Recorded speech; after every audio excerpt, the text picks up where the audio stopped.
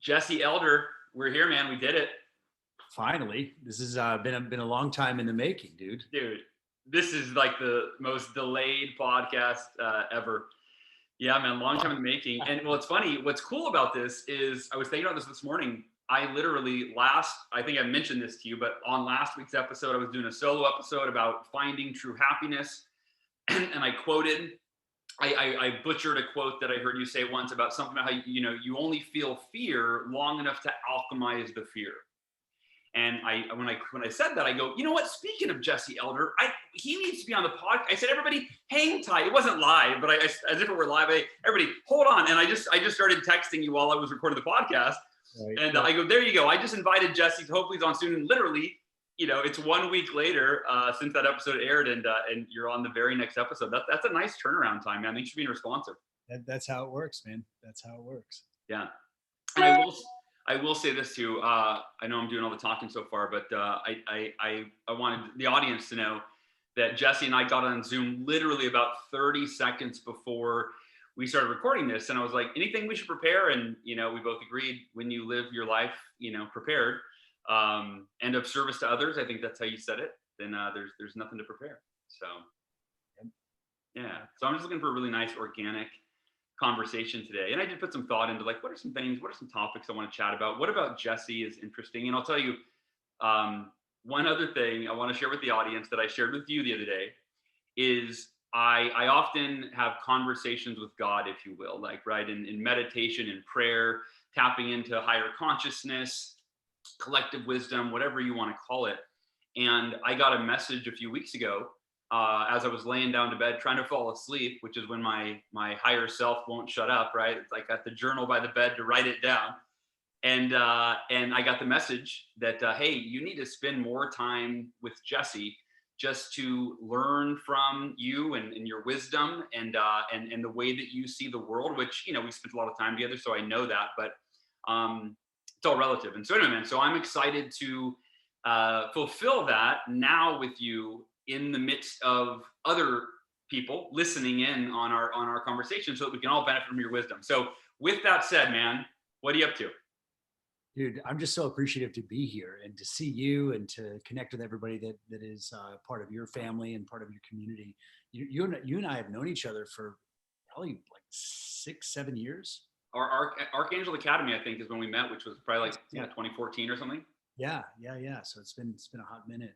And just so much respect for the way that you navigate your life. I always saw what you were doing and of course read Miracle Morning, and then got to know you as an entrepreneur. And then over the last couple of years, as we've gotten to become really good friends and spend time together around all sorts of things from economics to politics to family to education to health and creativity and all this kind of stuff. I'm like, dude, this is my brother. So I'm just happy to be here, man, live and connecting with all your folks.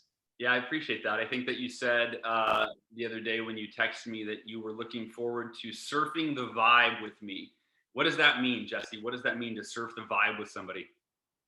Yeah, let's dive right in. Everything in this universe as we understand it is harmonic. It's got a resonance to it, down from the subatomic particles that make up the atoms, that make up the molecules, that make up the this physical world, to other things that are equally real, although non-physical, like thoughts and waves, gamma waves, radio waves, cell signal, Wi-Fi. This is all non-physical and yet incredibly real. We're having this conversation because we've got these frequencies called Wi-Fi that can connect us, convert that into sight and sound and vibration. So everything in this universe operates on a certain frequency, and especially us as human beings. Each one of us is an electromagnet, really. We're moving at different waves, and that might sound super woo or super quantum or whatever, but every single one of us knows what it feels like when we're in a higher vibe, because we just feel more like ourselves. We feel happy with who we are. We feel content someplace else, nor are we, just sort of satisfied to stay where we are. somebody in a high vibe, and you're definitely one of these people. Somebody in a high vibe always is sort of oscillating back and forth between appreciation for what is and this eager anticipation for what's coming. And that sort of juxtaposition of those two moods or those two energies is the ultimate space of creation. And when Yeah. somebody gets a little bit outside of one of those, let's say on one side is this appreciation, but they lose the ambition. They lose the eagerness for what's coming, and then they sort of settle into this rut. They're just like, okay, well, I'm grateful for all this stuff, but there's like not Yeah. there's There's no excitement. creation. Yeah. And on the other side, it's very easy, especially today, it's very easy to get into pure ambition and pure anticipation and more, and forget the other part, which is just this appreciation for everything that is. And so when we're around people who are, and it's not a judgment, it's just an observation of where we can all go if we're not careful. When we're around somebody who's too much to one end of the spectrum, there's something that's missing. If somebody's really over here on the ambition side, after a while, you're like, take a breath, man. like, Yeah. like chill out and just like savor kind of how far you've come. There's that. And on the other side, it's and lovingly, and I used to be one of these people for a long time, but woke and broke, just super happy and lovely people, but then they want to crash on your couch all the time because they haven't figured out yet how to get traction with Yeah. value in the world. And so it's those two spaces that I observe you operate in consistently. I don't think I've ever hung out with you when both of those weren't really high.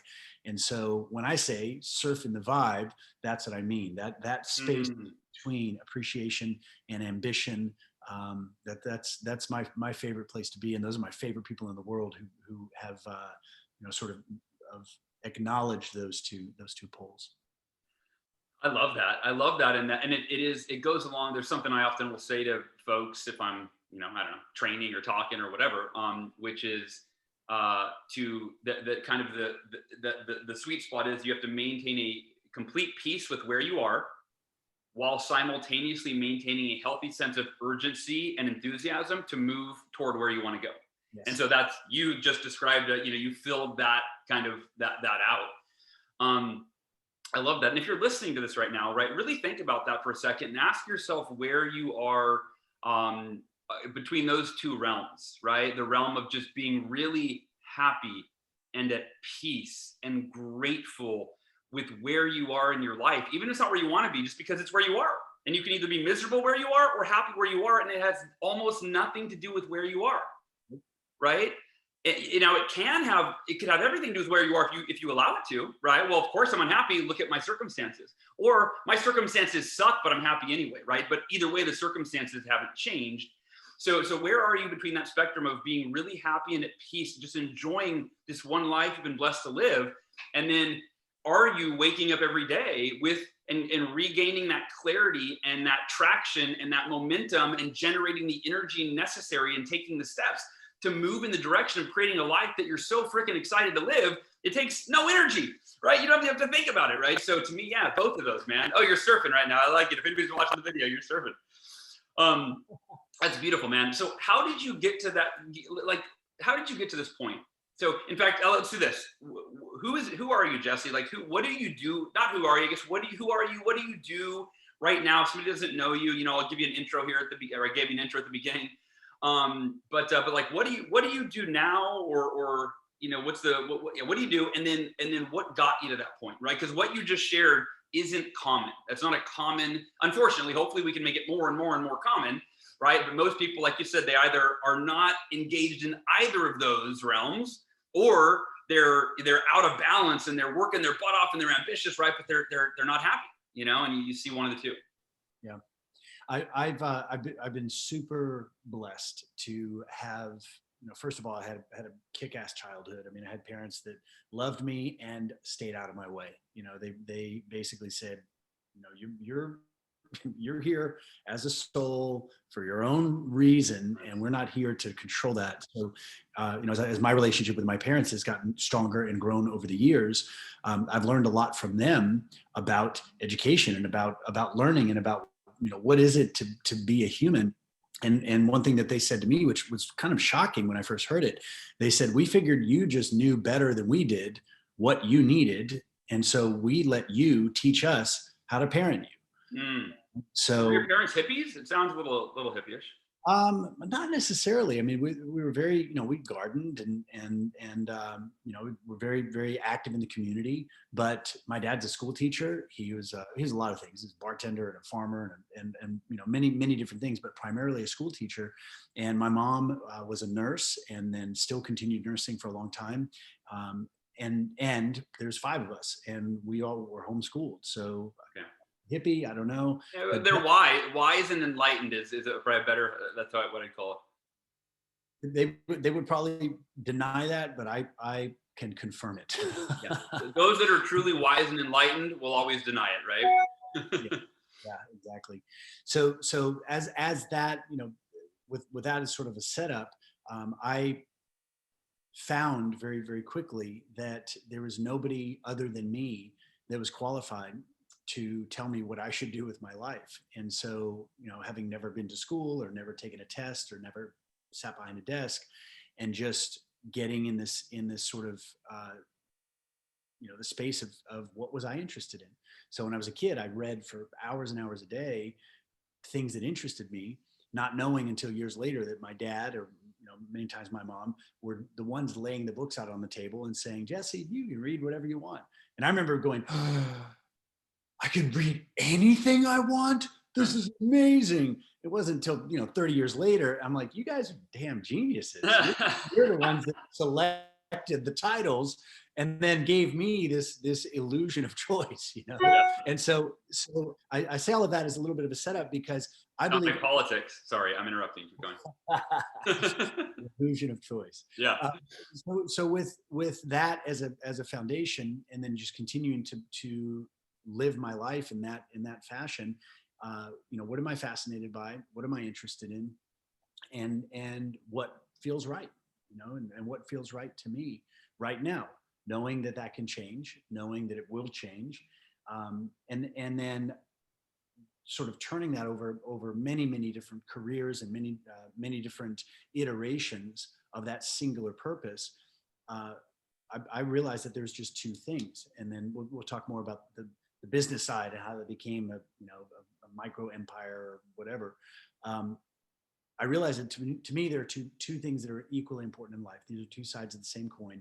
One cannot exist without the other, and one is that if I'm not making a difference, then I'm not having fun. I'm not enjoying my life. On the other side, if I'm not enjoying my life, if I'm not having fun, then I'm actually not making a difference. Because this greatest gift, I believe, the greatest gift that anybody can give is truly the gift of their presence, the gift of their joy, the gift of their happiness, the gift of their own well-being. And that is best experienced as an inside out phenomenon, as a self-generated, self-authorized sort of phenomenon. So happiness and fulfillment and joy, that's a choice, series of choices. Sometimes we can choose ourselves out of it, and then it doesn't feel like a choice anymore because of the guy in office, or the guy that got fired from office, or this or that, all these external circumstances that we think are responsible for our happiness, but really that's just the natural byproduct of choosing away from our core, from our purpose, from our heart, from our soul, from our own mind, our own body. So having fun and making a difference to me are the same exact thing. And so when I was a kid, I started doing martial arts. I loved it. Got my black belt when I was 15, started teaching. And by the time I was 17, I told my parents, this is what I want to do for the rest of my life. And they, in typical fashion, they're like, you can do it. We can't help you, but We believe in you.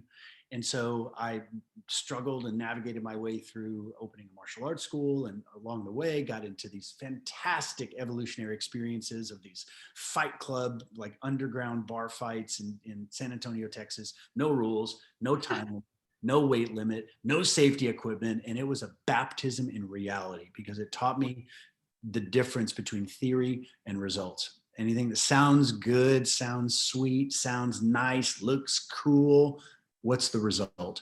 And so I became largely immune to BS. You know, somebody had something that sounded nice. I couldn't even hear what they were saying. I was looking at their results. And if somebody, for example, is telling me how I should teach, my first question is, how many students do you have? You know, if they're like, oh, I got 36 students, I'm like, man, I got that every single class, and I got 8 classes a day, 6 days a week. So with love and with respect, I do not accept your qualification to give me advice on that particular area. You might be superior to me in other areas. Happy to listen to you on that, and not only listen, but pay, because that's something that I realize is if I don't pay, if I don't invest, then I'm not going to pay attention. And so, you know, that's the double-edged sword of, you know, creating amazing free content and putting all this stuff out there in the world. It's so easy for people to listen and go, wow, sounds great.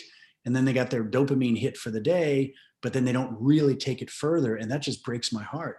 And so, you know, learning that for me, the difference between theory and reality, and then continually testing as many different things as I could to grow my school, I understood that I was in charge of the success of my school. Nobody else was. And I could, you know, cower inside my school and wait for people to discover me, or I could be proactive and I could go out into the community and I could go hand out guest passes and say, hi, have you taken martial arts before? And then that forced me to overcome these illusion fears, absolute false fears of rejection, because nobody can reject you. You can only reject yourself. You know, I learned. I can't let you keep going. Expand on that. What do you mean by that? Yeah. So it's a big difference between rejection or refusal. You know, if let's say you and I go to eat and we shared many meals together, and let's say that the waiter or waitress comes up and says, you know, may I recommend this special? Well, I'm sure they've got their reasons for recommending it. Maybe they've got, you know, just too much in the kitchen. They're trying to get rid of it. Maybe it is a really good meal and they want to make their restaurant look good, whatever it is. But they're making a suggestion, an invitation, a recommendation. So if they say, hey, we've got the you know, stir fried, you know, vegan wheatgrass patties, and I'm like, that sounds awful. I don't think I like one of those. Thank you. And then they're like, okay, no problem. They don't take it personally. They don't experience it as rejection. I simply refused their offer. And now I'm on to saying what I'd like is this. And they go, no problem, happy to help. So, you know, when somebody's coming from a place like this server in this example, they're coming truly from a place of service. They've got all the available options. And then they say, may I recommend this? And you say yes or no. Doesn't change their life. You know, it doesn't I can't imagine being out, you know, at some steakhouse and the waiter comes up and he's like, may I recommend the lamb chops? And I say, no. And he goes,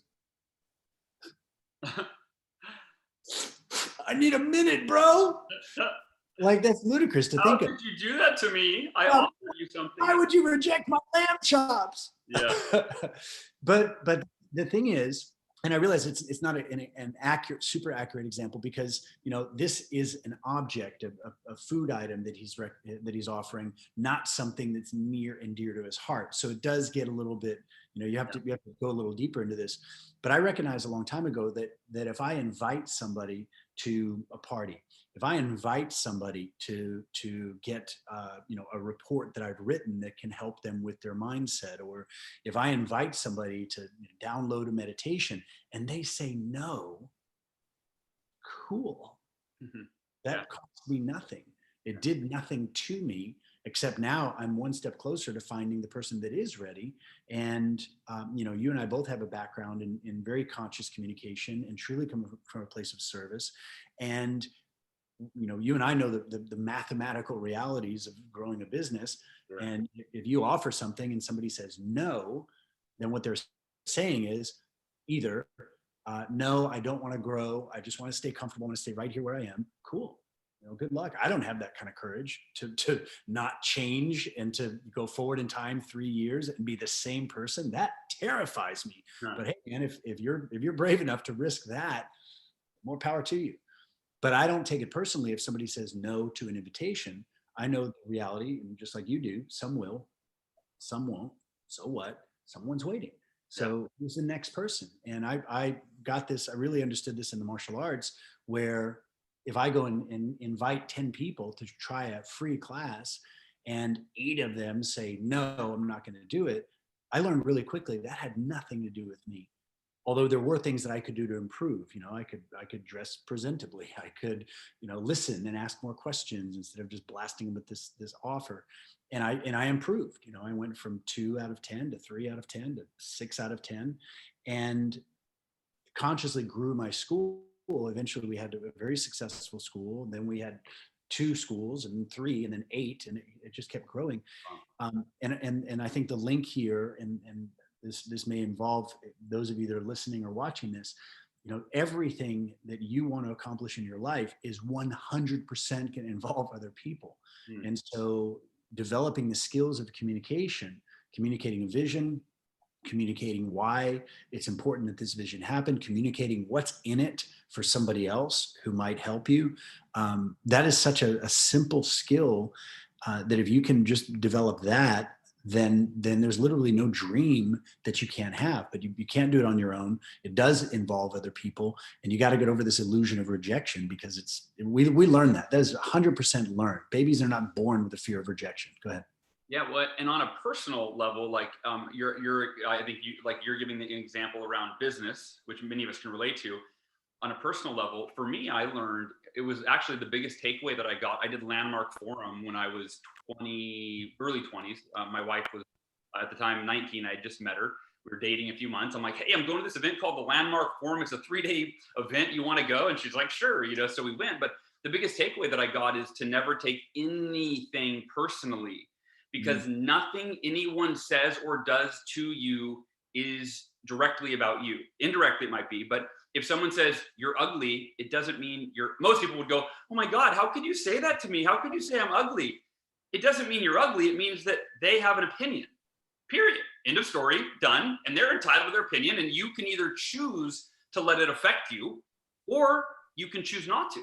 And it's easier said than done. But for me, it was in my affirmations after I learned that for, years, until it became hardwired, that like, I will never allow another person's opinion or what they say or what they do, disrupt my inner harmony, right? Nothing. And so if you're listening, imagine getting that place. That includes your spouse, right? Your spouse is like, oh, I don't want to have sex with you tonight, sweetie. You know what? You take it rejection. It's like, no, it has nothing to do with you. It's just the space that they're in, the mental, emotional, physical space they're in has nothing to do with you. And if you can get there, you become almost invincible, if you will, of like other people having any ability to affect your quality of life. So good. So good. And in addition to that, the response that we get from someone is, I agree. It has very, very, very little to do with us. And yet we have a massive amount of influence over how people do respond to us. And that goes back to, it goes back to vibe. It goes back to the energy that you're in. You and I, we'll go someplace or we'll, be at a social event, and everybody there is high vibe. Everybody there is in this amazing energy. And I'll speak personally. There's plenty of times that I've gone somewhere and I was like, I was just feeling kind of mellow. I wasn't super like social, wasn't feeling it. But then you get there and all of a sudden the energy is so big and the energy is good, and then the conversations are flowing. Next thing you know, your vibe changes. And so we all have that in us to change our own vibe. And it really comes down to when 2 people connect, personally, professionally, it doesn't matter. When 2 people enter each other's space, whichever person is stronger in their vibration will ultimately influence the other person. So if you're just kind of unconsciously going along, life's pretty good, you're feeling all right, and then somebody enters your space and they are committed to a low vibe. They're angry about the world, they're scared, they're pissed off. If they got more momentum in that vibe than I do, then pretty soon I'm going to be like, oh man, why do you got to be so negative? And then I'm being critical of them for being critical, and I'm being negative towards them for being negative, and I'm right in that frequency with them because I got influenced into that. And it works the other way as well. If you or me or somebody listening is intentional about, this is the vibe that I want to be in, this is how I'm going to be today and all day long, no matter where I go, no matter who I'm with, no matter what I'm doing, I'm going to look for things that please me. I'm going to look for things that I appreciate. I'm going to look for things that I respect. I'm going to look for things that I admire. I'm going to look for things that fire me up. I'm going to look for things that feel good. And if that's my focus, then somebody can show up and be a total mother trucker, and they can be in their vibe, and you could just be like, wow, man, you're so passionate. And like not have any friction, not have any, it's like Velcro, you got to have a hook and a loop to stick. But if you've got like this spiritual Teflon and somebody's coming at you like, and it's just like floop, slides off, and you're like, nice claws, man. And like doesn't even affect you. Eventually they will either get more pissed off because they're not getting what they need or think they need, and they'll go away, or they'll shift. And it's like waking up from a bad dream, and they'll forget to be pissed off. They'll forget to be angry. They'll forget to be rageful. And all of a sudden they're like, whoa, man, I just had a moment there. It lasted 8 years, but man, it's nice to be out. And that's the power that we all have to truly create change in the world. It's not, I love everything you just said. And I think it's even beyond the power we have. I would say it's the responsibility that we have. And that's a very subjective statement, because I could argue you don't have responsibility to do anything you don't want to do. You do whatever you want, right? But I think that for most people, most of us are honest. We want to be happy individually. We want people around us to be happy, right? And so if that is, you mentioned results. If the result that you want is you want to be happy and people around you to be happy, you got to go first, right? You got to go first. In your marriage, you got to go first. In your job, you got to go first, right? And in your spirit, you got to go first, meaning you can't wait for the outer world to change for you to be like, oh, now I'm going to be happy. Now I'm good, right? No, you go first, and I think that with anything. So what you're talking about is fundamental, and everybody listening, like, that's why I want to be around you more, Jesse, because this isn't lip service. Like, I know you, this is who you are at a fundamental level. In fact, you and I have had really, and maybe we can go into this a little bit, but we've had some pretty intense conversations about the state of the world right now and the future of the world. And a lot of the stuff that's out of our control, it can be pretty scary, right? It's kind of unprecedented. And what I love is, you came over to our house, this was many months ago, and you gave like a 2-hour history lesson to my wife Ursula and I about how we got to this point in the world. And you talked about, like, you started out with, when cavemen and women with sticks and stones, and like the evolution of how violence came in and all of these things, and how kingdoms were built and America was built and how kingdoms fall and all this. You gave us this reality check and a history lesson, and Ursula and I were both kind of like, oh, this is intense. But yet your spirit, I've told a lot of our friends, just mutual friends and people, your spirit was like, and it's going to be great. This is a fascinating time in history.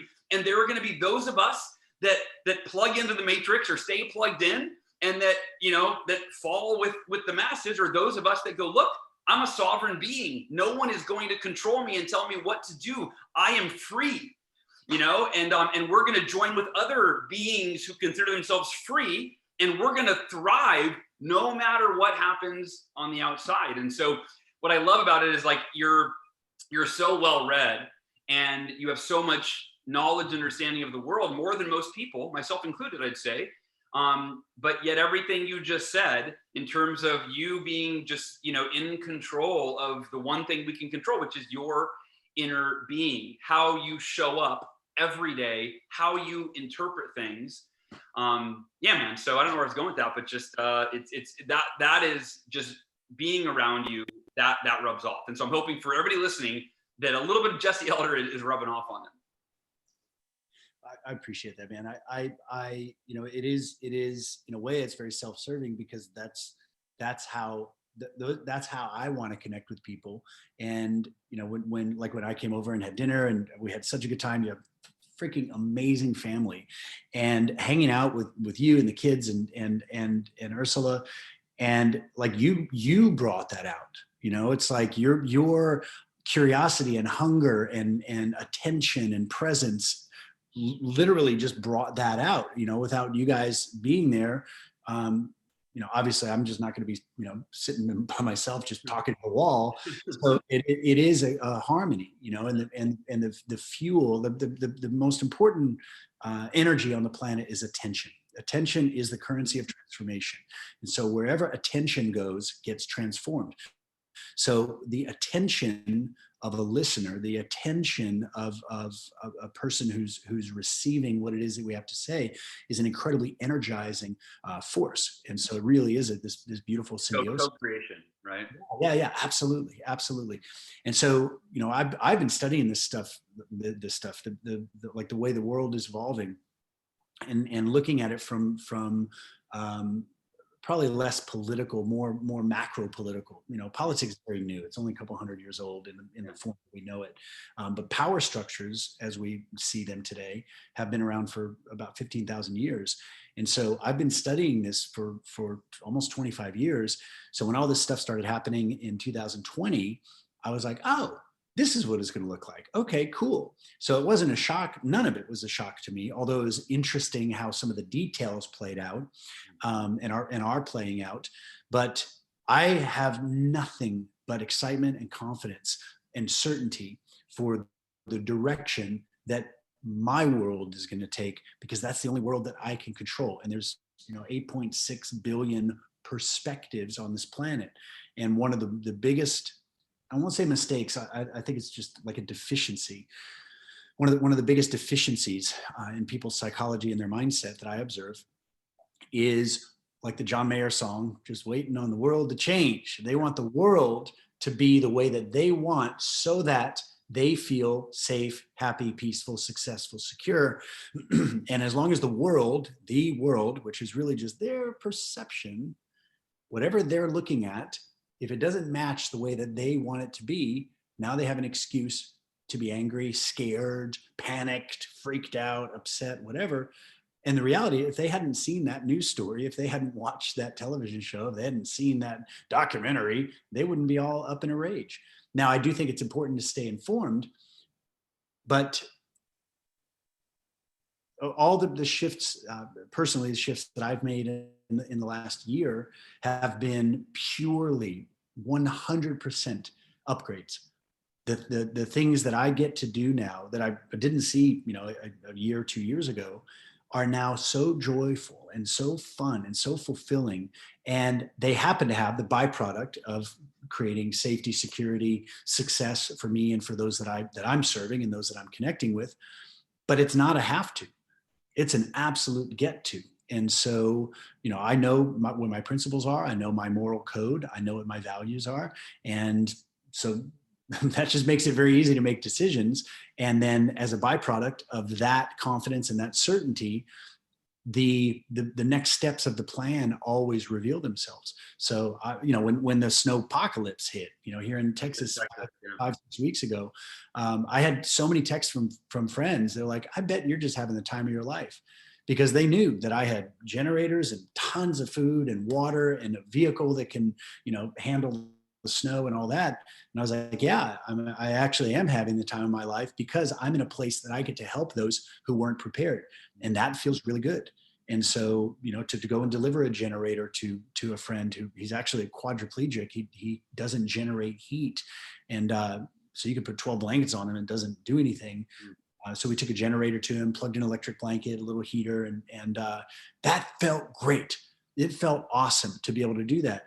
Now, that being said, there's friends of mine who were teasing me for stockpiling food. Like, what do you think? The world's going to end? I'm like, no, but it seems like a good idea. I've spent, more than that on a few nights out in Vegas. It's like, it's not about the money.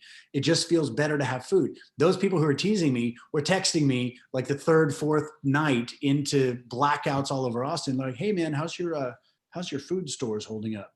I'm like, they're amazing. Do you need some? That'd be great. Uh, I got you. So I brought him brought him some food and gave him a shopping list. Like, here's what you should buy yourself next time. yeah. So there's always this harmony. Yeah, and that I do want to. That is something that I want to talk about is being prepared, or what is known as prepping, right? It hit me a few months ago. I started paying attention to this about a year ago when COVID hit, and I started to notice, okay, wow, store shelves are empty, huh? That's something I wasn't anticipating, right? And then interestingly enough, right, the snow apocalypse that recently happened, store shelves were empty again. Different cause, same result, same outcome. And so one thing I heard recently is they go, look, being prepared is just smart. You don't plan on dying, but you do have life insurance just in case. You don't plan on getting sick, but you have health insurance just in case. You don't plan on crashing your car. You don't plan on not being able to get food at the grocery store, but just in case, and of course, I mean, I think water goes even above that in terms of, right, the hierarchy of, you can only live a day or two without water. So talk about that first. Let's talk about being prepared, because I think that I haven't broached this topic with my audience, and today is the perfect day to do it. I think honestly, when I actually step back, it's fear of being judged as a lunatic or as a prepper or something, right? Like, there's a stigma, prepper equals crazy person, and but we've got tons of food and tons of water and and we just ordered a generator, and we've got a solar generator, we've got all the things, just like you. And I think you probably influenced that a bit when you were here 6 months ago for dinner. But anyway, talk about just the idea of, if somebody's listening right now, let's kind of take it from this angle. If somebody's listening and they haven't given a thought to preparation in the way we're talking about, they're like, dude, life's always been fine. I've always been able to go to the grocery store. My lights have always turned on. The water's always come out of the faucet. What are you talking about? Why would I ever have to think otherwise? And we've seen, and there's a lot of stuff people, going on in the world right now that we won't even get into, that is putting these things that we view as normal, that we've come to expect, at a real risk. Our food supply chain, are a lot of these things. So I'll tee up with that. So if someone's listening, they've never prepared, let's just make a case like, hey, here's why you might want to prepare, and here's where I would start. This is so good, Hal, and this is one of my favorite topics right now. Partly because I'm new-ish to it strategically and tactically, but intellectually and emotionally, this is something that I've always felt. But I think there's one more layer that may be useful for somebody, especially like if you're listening to this and you're like, wait a minute, I'm here for the the sunshine and rainbows and love and light, and now these guys are talking about the end of the world. No, it's not the end of the world at all. In fact, even the word apocalypse comes from Greek apokalypsos, and means the unveiling. It means something new. The ending. It means the beginning. So with all that being said, the biggest thing that I got to navigate for myself in my own emotions and in my own psychology is, I live a life that is based on expansion, based on joy, based on love, based on fun, based on connection, and all of those things. And so even the thought, and this is even going back a year ago, even the thought of buying more food than I was going to eat this week felt so fear-based. And it felt so constrictive, and it felt so defensive. And I was like, whoa, this is not me, man. This is not me. I mean, I'm the dude that flew one-way tickets around the world for a year just to explore and adventure, and didn't know where I was going to be in a day, and didn't know, where I was going to sleep, didn't know what I was going to eat, but it was always there. And so to swing that pendulum the other way and start looking at canned food and, should I get a gun and all that, I was like, whoa, man, this is not my vibe at all. And so what I've learned to do in that sort of situation is to get right with the decision, so that any decision I make is coming from my core value system, which is always has been, always will be expansion, joy, freedom, love. That's how I choose to live.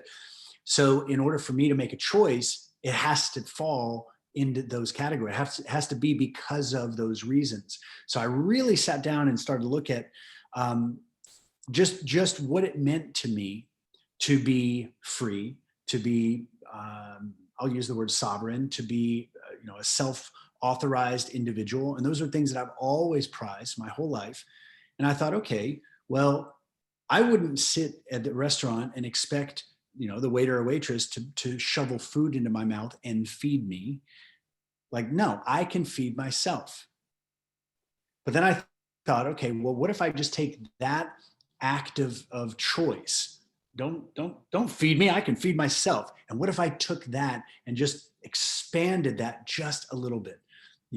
We've all, probably most people have had this experience of, earning your own money, rather than having your parents take care of you, or getting an allowance when you're a kid, and all of a sudden now you got a paper route, or you're selling knives, or you're teaching martial arts, and you're making your own money, and how good that feels. Well, most of us reach the point where we're like, okay, I'm making enough money. All right, I've arrived. Although for most people, there's never enough, and that's a whole other topic. But I thought, okay, what if I just kept expanding that sense of confidence, really?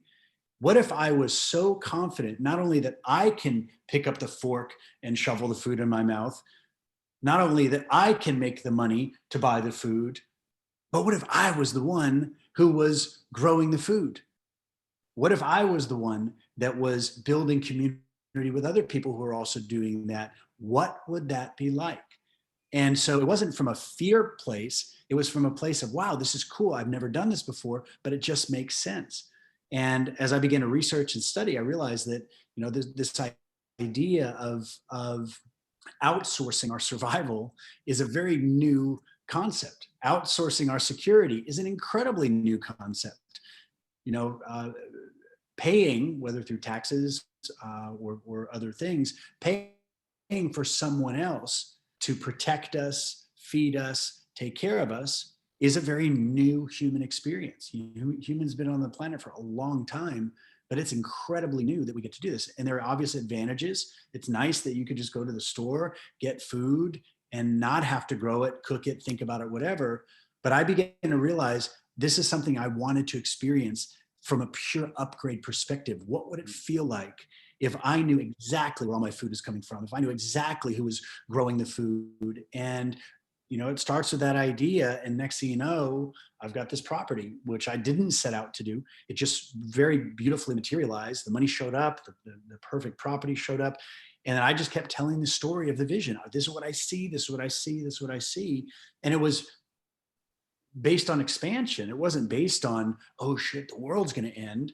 It was based on growth. And wouldn't it be cool if? Yeah. And that has attracted so many people to this project. And we've got, we're building like this food army now. People who have always been there, have been farmers and growing, but they're kind of struggling. And I'm like, hey, I've got this land. Why don't you bring your skills in, and you can grow on 30 times the land you're used to growing on, and let's just split whatever grows. It's my land, it's your labor. Why don't we just split it? And people are fighting for that opportunity now. And I don't mean fighting, but there's a lot of people that want to do that. And I'm a year away probably from having enough food to feed 100, maybe 150 people, and like the best quality food, like fruits and nuts and vegetables and meat and dairy. Yeah, all organic, zero pesticides, and exactly where it came from. So to me, this is not a defensive move, and it's not offensive. I am not under threat from anybody. There's not a being on the planet that can threaten, harass, or coerce me, because I don't play that game. Nobody has the power to threaten me at all. And neither do I feel the need to attack or defend or threaten anybody else. They can do their life. I'm going to do mine. And that's really no different than how it's kind of always been. Yeah. I was going to say that earlier, that the word, if I looked up the word sovereign in the dictionary, I feel like I would see Jesse Elder. There he is. There's the definition of sovereignty, right? It's totally. One of my team members actually made this for me. She does leather stamping. Oh, that's great. For those of you that aren't watching the video, it says sovereign individual, and it's on is it leather, you said? Yeah. It's like a leather coin, and it's got Jesse's picture carved into it. That's incredible, dude.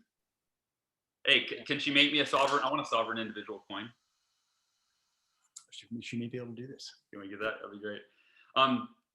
All right. So, okay. So I love what you did that you almost always do, which is you laid a really important psychological foundation for this idea of preparing, right? And I think that's really important that you're not doing it out of fear. And I'll talk to my mom and dad, be like, hey, mom, dad, do you have enough food to handle at least a few months if like if something happens, whether it's a weather disaster or war or who knows what, anything, right? Power outages, like wildfire. My mom or my dad's in California and my sister, right? They have wildfires, they have power outages, all sorts of crazy stuff. Why wouldn't you be prepared, right? In Texas, we could have never planned for the snowpocalypse, right? Like, right? But again, better to be prepared. Like, there was something that a mentor taught me a long time ago, which is simply it's better to have it, whatever it is, have it and not need it, than to need it and not have it. And that to me is the simplest justification for be prepared. Um, Yeah. so okay, so if someone's listening and they're like, okay, I'm tracking you guys. It doesn't sound so crazy. It sounds just kind of common sense and just like responsible to be kind of prepared. Where would you get into logistics, right? Like the list, like where do people start? And obviously starting with if you don't have a bunch of extra money to throw it, where you can throw a few $1,000s at it, but just where would you start? Yeah. And I love what you shared there about your mentor saying, better to have it and not need it. And in my experience, that's been very true. I want to add one more piece to that that I found useful. And that is, if the having of the thing, whatever it is, whether it's insurance or, canned food or, or a gun, if somebody, wants to do that, whatever the thing is that you have that you hope you never need, as long as the having of that is joyful, Mm-hmm. not energy drain. Because if somebody, if it's out of somebody's value system, for example, to get a gun, and then they realize, oh, maybe I should get a gun, and then they get one, and now every time they think about it, they're like, Yeah. then they shouldn't have one. They absolutely should not have one. So it really comes down to alignment, and every item that's in your home, everything that you have, even if it is for just in case scenarios, should feel good when you think about it. It should feel like, yeah, that feels good. So that's the only other thing I wanted to add on to there. Yeah.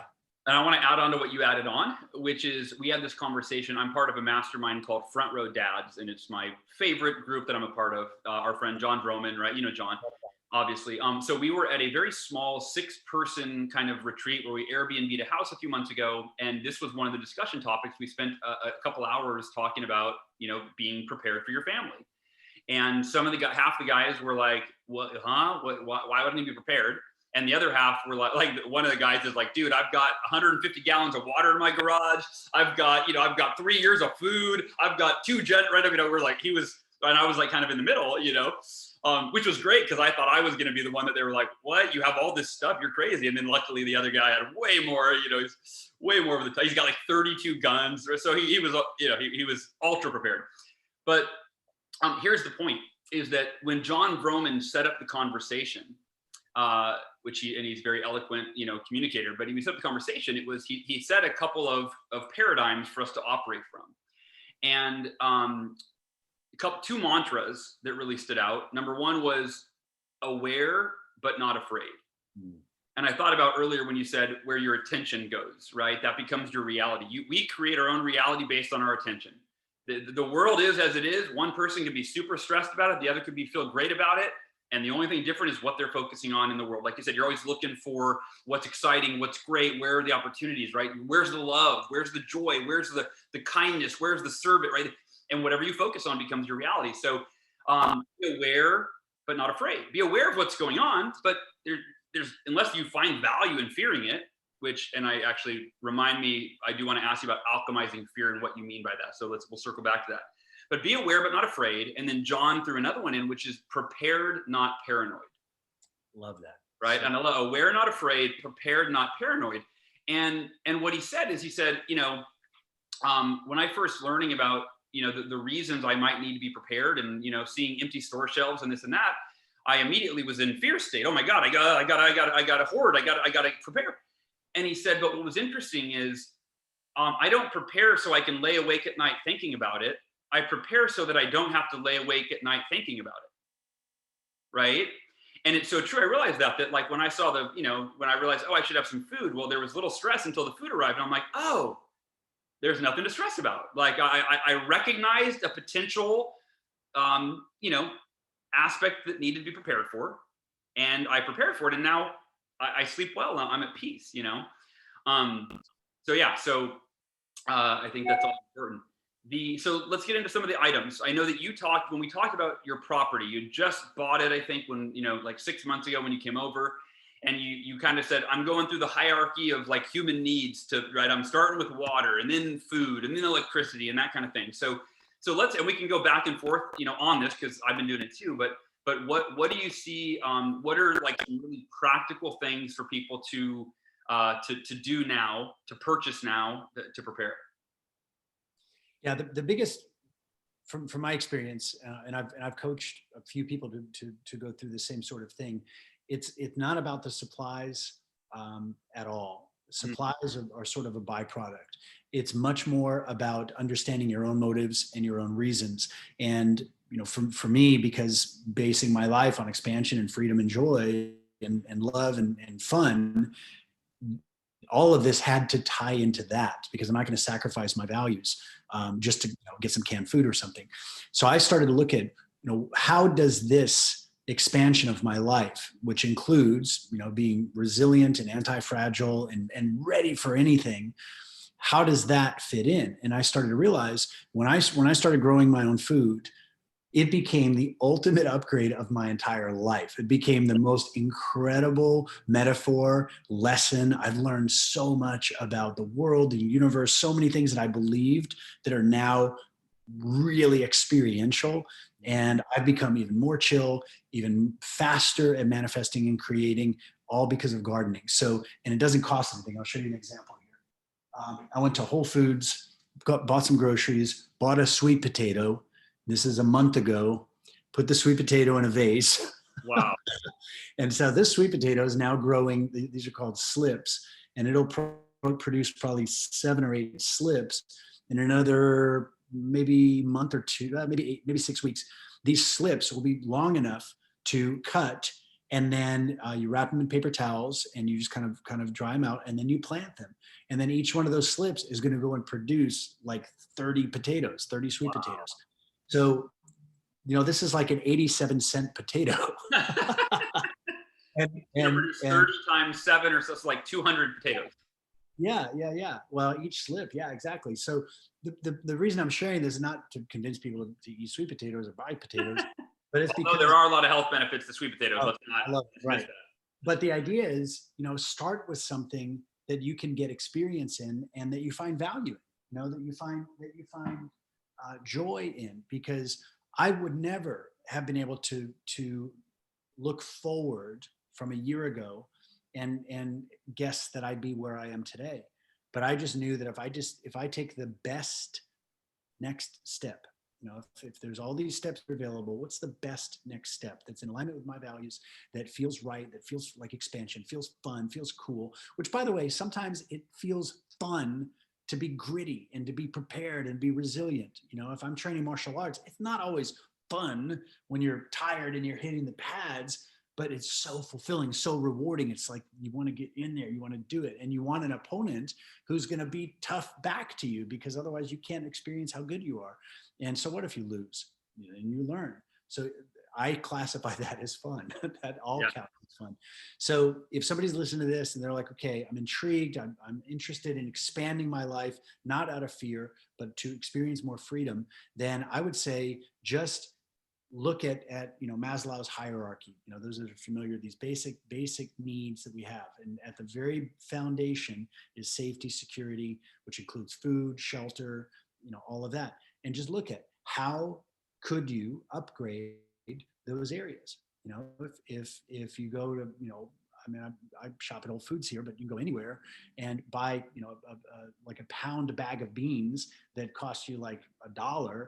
And you know what? Just every time you're shopping, just go in and stack up a few of those and just ask yourself, how does it feel to know that you've got enough food in your cupboard, in your kitchen, that you can share if things go sideways? And if it scares somebody to think about things going sideways, I would suggest that that's a product of modern conditioning. We've been so conditioned to believe that other people are going to take care of us. Yeah. And I don't mean this harshly, but most people have have the equivalent sovereignty of a houseplant. You know, Yeah. it's unless somebody comes to feed and water them, they're just like going to wilt and kind of wither away. And I don't think that that's what we're designed for. I don't think that that's how we're designed as human beings. But most people are so easily entertained and sort of manipulated emotionally, and they can get all riled up about something that has nothing to do with their actual life, and they forgot what it was like to be fully human, to be fully capable, to, you know, we're on the digital device right now, but these digits, this is the original digital life. Are you using your hands? Are you using your mind? Are you creating things? And that's how we're born. We're born as creators. We're put into this world, I believe, so that we can interact and interface with this fabulous world, which is just like a buffet of all of these different experiences. And then we can choose the experiences that we want to have. You don't go to the buffet and go, oh my God, who put the tilapia there? And like call the manager. You just don't put the tilapia on your plate. Yeah. And life is exactly the same way. If there's something that you don't like, ignore it. Yeah. I've been practicing strategic ignorance my entire life, and I don't give anything my attention that I don't want. And as I ignore it, it goes out of my life, and something big and beautiful and more powerful shows up. That's why my life is indestructible. That's why I'm not ever able to be threatened or coerced. And as I've learned more about how powerful we actually are, this is a little sidebar, but that includes, you know, stuff like the law. You know, the law, which most of us don't question because, you know, we're taught all these things about, you know, who has power and doesn't, and here's the laws and all that. The reality is you can't commit a crime unless there's a victim. If there's an injured party, then it's a crime and you should make it right. You know, if you hit somebody's car, you should fix it. If you hurt somebody, you should help them heal or make it right. But if you don't injure somebody, there's not a crime. So speeding is not a crime. You haven't injured anybody. And I'm not going to get into the whole litany of things that are non-crimes. Yeah. But even if I ended up in front of a magistrate because I was, you know, growing too much food and didn't have a permit, and they were like, Jesse Elder, well, I will say, hi, Your Honor, that is the matter that I'm here for, but I never gave consent for that name to be used for commerce in the corporate state of Texas. I assume there's a valid cause of action and a bonded claim, and that everybody here is sworn in. The moment I say those words, it's checkmate, because they now have to prove to me that there's an injured party, and they can't prove it. So they're like, sorry, meow, and they run. Mm-hmm. So it's all of these understandings about who and what we are as truly sovereign beings, that this growing food or making friends with people that are growing food. You don't have to grow food, but be an asset to the community. Like, what are you good at? Are you great at storytelling? Are you great at, you know, working with kids and education? Are you great at swinging a hammer? Are you great at coding? Or, you know, what are you good at? And how can you connect with people that have something you can use so that we can get out of this conditioning that other people are responsible for us, including even money. Money is very useful, but it's a monopoly piece. Real value exists between human beings. So that was a little bit of tangent there. I don't even know if I answered the question. I don't remember. You probably did. And then some. That's how you roll. Well, and if anybody listening, I'm going to give you a couple of items that you might consider. So first and foremost, again, a human being, you know, if there's like here in Texas, when we had the snowpocalypse, everybody's water pipes were frozen and people died of thirst. People, like, I don't know how many, it was in the tens of thousands or countless people did not have water. And so one of the, you know, having bottled water stored is a great idea. But to have a source where you can actually continue, you know, if you run out of your bottled water, then what do? I personally recommend, it's called a Berkey water filter. Berkey. What'd you say? I've got one as well. Berkey's got a Berkey, yeah. I've got a Berkey. John Broman's got a Berkey, right? So yeah, Berkey. I think it's probably Berkey.com, or just Google Berkey water filter.